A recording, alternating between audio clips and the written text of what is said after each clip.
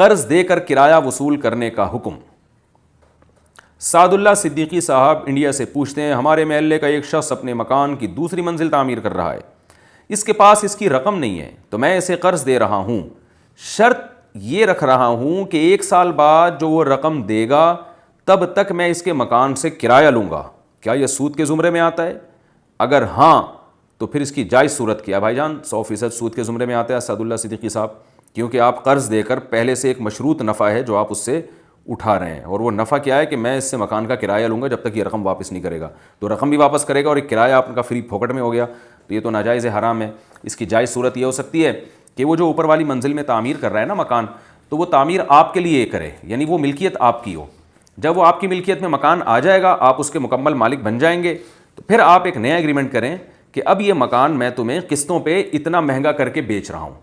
مثال کے طور پر آپ نے اس کو 10 لاکھ روپے قرض دیا، تو قرض نہ دیں بلکہ آپ اس سے کہیں یہ 10 لاکھ میں مکان میرے لیے بناؤ، ٹھیک ہے نا؟ جب آپ کے لیے مکان بن جائے گا پھر آپ اس سے کہیں کہ میں یہ مکان اب تمہیں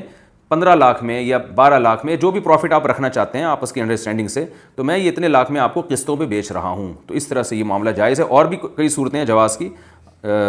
تو یہ ایک بالکل بے غبار آسان صورت ہے۔ اور بھی صورتیں، ایک صورت یہ بھی ہو سکتی ہے کہ کچھ پیسہ وہ لگا لے، زیادہ تر پیسہ آپ لگا لیں، تو شرکت ہو جائے گی۔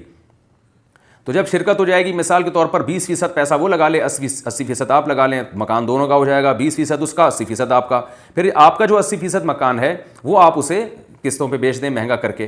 تو یہ طریقہ بھی جائز ہے۔ تو آپ قسطیں لیتے رہیں اس سے، اور جیسے جیسے وہ قسطیں دیتا رہے گا تو 80% مکان آپ کا ہے، اس کے یونٹ بنا دیں، بھائی ہر مہینے اتنے یونٹ خرید لو، تو جتنے یونٹ وہ خریدتا رہے گا اس کا وہ مالک بنتا چلا جائے گا، اور جتنی دیر سے وہ یونٹ خریدے گا